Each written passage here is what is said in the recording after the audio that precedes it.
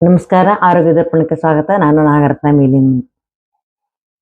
ಮಾನಸಿಕವಾದ ದೃಢತೆಯನ್ನು ಕಾಪಾಡ್ಕೊಳ್ಬೇಕು ಅಂತಂದ್ರೆ ನೋಡಿ, ಇದು ಒಂದೇ ಕಲರ್ ಇಂದ ನೀವು ಆ ಮಾನಸಿಕ ದೃಢತೆಯನ್ನ ತರ್ಬೋದು.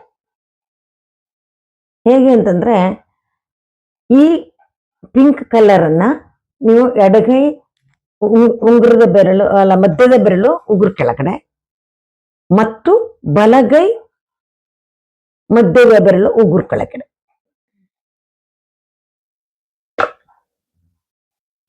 ಎರಡೂ ಮಧ್ಯದ ಬೆರಳು ಉಗುರಿನ ಕೆಳಗಡೆ ನೀವು ಪಿಂಕ್ ಕಲರ್ ಅನ್ನು ಹಚ್ಚಿದಾಗ ನಿಮ್ಮ ಮನಸ್ಸಿಗೆ ಒಂದು ದೃಢತೆ ಬರುತ್ತೆ. ಹೇಗೆ ಅಂದ್ರೆ, ಕೆಲವರು ಯಾವುದೋ ಒಂದು ಕೆಲಸ ಮಾಡ್ತೀನಿ ಅಂತ ಹೇಳ್ತಾರೆ. ಬೆಳಗ್ಗೆ ಹೇಳಿರ್ತಾರೆ, ಆಯ್ತು ಮದ್ದಿನ ಮೇಲೆ ಇಂಥ ಒಂದು ಕೆಲಸವನ್ನ ಮಾಡ್ತೀವಿ ಅಂತ. ಅವರನ್ನು ನಂಬ್ಕೊಂಡು ನಾವು ಒಂದಿಷ್ಟು ನಮ್ಮ ಸಮಯವನ್ನ ಅದಕ್ಕಾಗಿ ವಿನಿಯೋಗಿಸಕ್ಕೆ ರೆಡಿ ಮಾಡಿ ಇಟ್ಕೊಂಡಿರ್ತೀವಿ, ನಾವು ತಯಾರಿ ಮಾಡಿಟ್ಕೊಂತೀವಿ.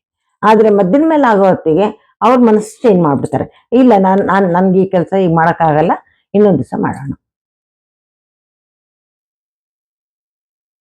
ನಾವು ಅವ್ರಿಗಾಗಿ ರೆಡಿ ಆಗಿರ್ತೀವಿ, ಆದ್ರೆ ಅವರು ಮನಸ್ಸು ಚೇಂಜ್ ಮಾಡ್ಬಿಡ್ತಾರೆ. ಈ ತರ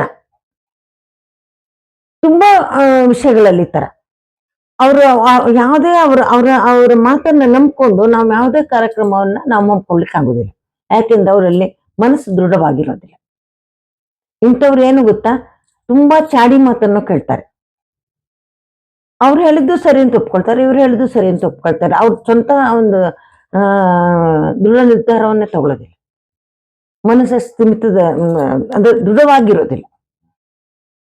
ತುಂಬಾ ಚಾಡಿ ಮಾತನ್ನ ಕೇಳ್ತಾರೆ. ನೀವು ಕೆಲವರೇ ನೋಡಿ, ನೀವು ಅವರಿಗೆ ನೀವು ಯಾರ ವಿಷಯ ಬೇಕಾದ್ರೆ ಎಷ್ಟು ಗಾಸಿಪ್ ಮಾತಾಡಿ, ಎಷ್ಟು ಚಾಡಿ ಮಾತನ್ನ ಬೇಕಾದ್ರೆ ಹೇಳಿ, ಅವ್ರು ಏನೋ ಕೇಳಿಸ್ಕೊಳ್ತಾರೆ, ಕೇಳಿಸ್ಕೊಂಡ್ ಬರ್ತಾರೆ, ಅದನ್ನೇನು ಮತ್ತಿನ್ನೇನು ಮಾಡೋದಿಲ್ಲ.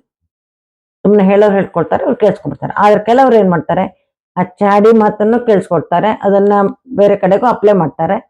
ಅಂತೂ ಆ ಚಾಡಿ ಮಾತುಗಳನ್ನು ತುಂಬಾ ಕೇಳ್ತಾರೆ.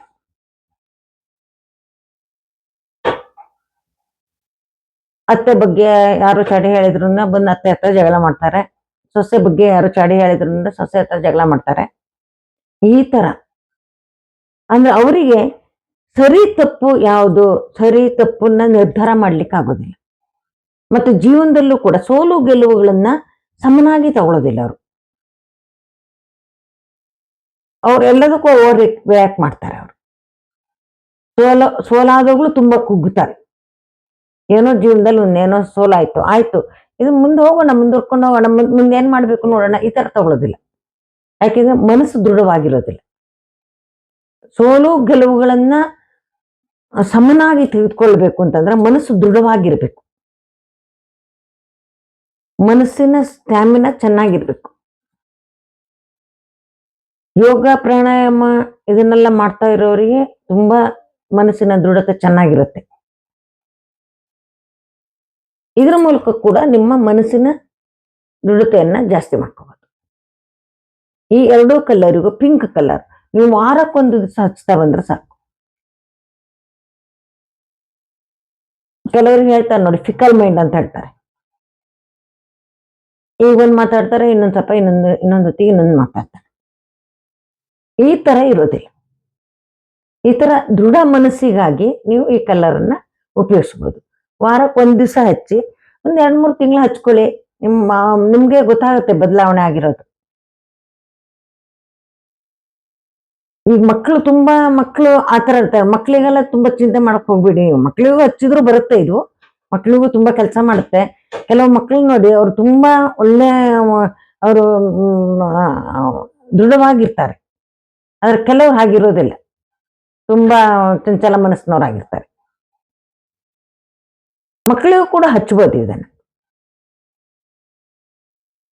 ಅಂದ್ರೆ ವಾರಕ್ಕೊಂದ್ ದಿವಸ ಹಚ್ಚಿ ಸಾಕು. ವಾರಕ್ಕೊಂದ್ ದಿವಸ ಹಚ್ಕೊಂಡಾಗ ನಿಮ್ಮ ಮೈಂಡು ದೃಢವಾಗತ್ತೆ, ಮನಸ್ಸನ್ನ ದೃಢಪಡಿಸ್ಲಿಕ್ಕೆ.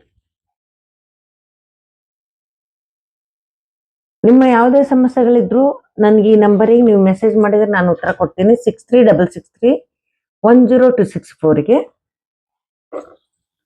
ಇದಕ್ಕೆ ನಾನು 101 ರೂಪಾಯಿನ ಚಾರ್ಜ್ ಮಾಡ್ತಾ ಇದ್ದೀನಿ. ದಯವಿಟ್ಟು ಸಹಕರಿಸಿ.